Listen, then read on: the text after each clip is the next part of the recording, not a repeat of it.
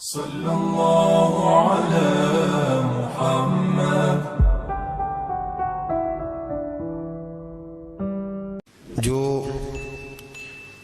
جس جانور کے گلے میں کسی کا پٹا نہیں ہوتا اسے جس وقت جس کا دل چاہتا ہے مار دیتا ہے، اور جس کے گلے میں کسی کا پھٹا ہوتا ہے بچا رہتا ہے۔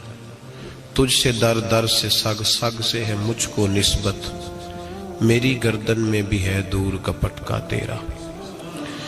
ایک تو وارث والا بندے کو لوارث نہیں ہونا چاہیے، اور دوسرا اسے یہ بھی احساس ہونا چاہیے کہ میرے وارثوں کی میری طرف توجہ کتنی زیادہ ہے،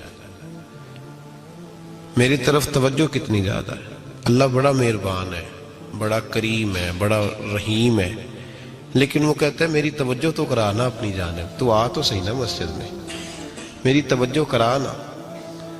تو نماز پڑھے گا تو میں تجھے ثواب دوں گا، تو روزہ رکھے گا تو میں تجھے اجر دوں گا، تو حقوق العباد پورے کرے گا تو میں تجھے معاف کروں گا۔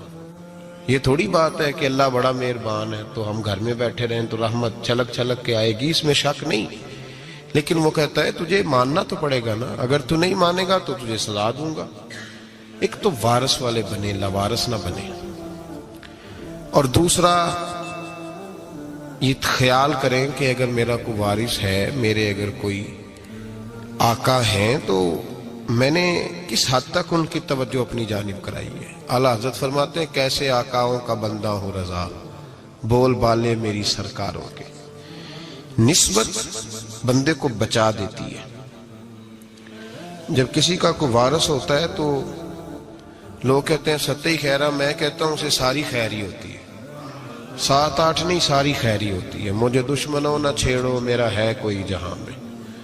جب کوئی وارث ہوتا ہے نا تو پھر انسان بچا رہتا ہے۔ بہت ساری چیزیں تو ویسے ہی وارثوں کے کھاتے میں چلی جاتی ہیں، ادھر آتی نہیں۔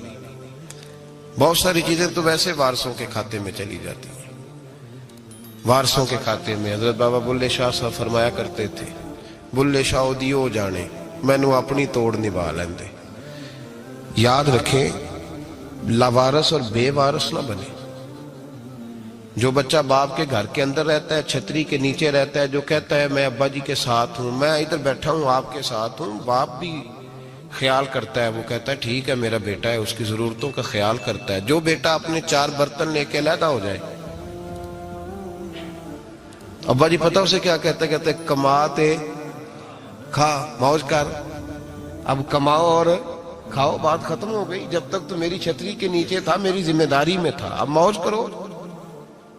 اور بعض باپ ایسے بھی ہوتے ہیں جو کہتے ہیں بھئی وہ علیحدہ ہے، میرا اس کے سیاہ سفید سے کوئی تعلق، علیحدہ نہ ہو جائے، کبھی بھی علیحدہ نہ ہو جائے۔ جڑی بکری اجڑوں وچھڑی وہ بگیاڑا جوگی، علیحدہ نہ ہو جائے، اندر رہیں، چھتری کے نیچے رہیں، ادھر ادھر دائیں بائیں نہ بھاگیں۔ قرآن مجید فرقان حمید کی سورہ انفال کی آیت نمبر 33، کفار مکہ نبی پاک صلی اللہ تعالی علیہ وسلم سے کہتے تھے کہ اگر ٹھیک ہے ہم نہیں مانتے معاذ اللہ، تو آپ اللہ سے کہیں ہم پہ پتھر نازل کریں،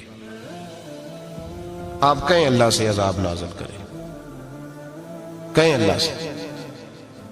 نبی پاک صلی اللہ علیہ وسلم نے نہیں کہا، یہ حضور کی رحمت تھی، حضور نے کہا ہی نہیں کہ یا اللہ تو نازل فرما پتھر۔ کافر کہتے تھے کہیں اللہ سے پتھر نازل کرے، تو اللہ پاک نے سورہ انفال کی آیت نمبر 33 میں فرمایا محبوب وما کان اللہ لیعذبہم وانت فیہم، اللہ کا کام ہی نہیں انہیں عذاب دے، اللہ کا کام ہی نہیں، محبوب میری رحمت کو گوارا نہیں، کیسے عذاب دوں، وانت فیہم، تو جو ان کے درمیان موجود ہے۔ محبوب جب تک تو مکے میں موجود ہے، مدینے میں موجود ہے، میں انہیں عذاب نہیں دوں گا، یہ مانگیں گے بھی تو میں انہیں عذاب، اللہ تو کافر کو عذاب نہیں دیتا مصطفیٰ کی برکت سے، اللہ تو کافر کو۔ بلکہ ایک نکتہ ہمارے مفسرین نے بیان کیا ہے، نبی پاک صلی اللہ علیہ وسلم طائف تشریف لے گئے تو حضور سید عالم صلی اللہ علیہ وسلم نے ان کو تبلیغ کی، انہوں نے جواب میں پتھر مارے، حضور کو لہو لہان کر دیا، حضور واپس تشریف لائے۔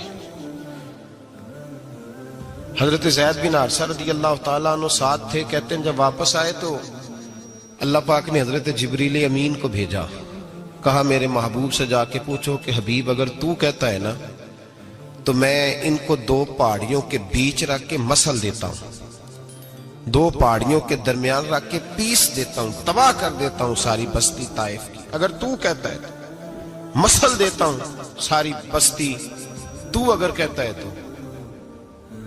حضور نے فرمایا نہیں یا اللہ، چلو یہ نہیں مانتے، ان کی آنے والی نسلیں ہی مان جائیں گی۔ یہ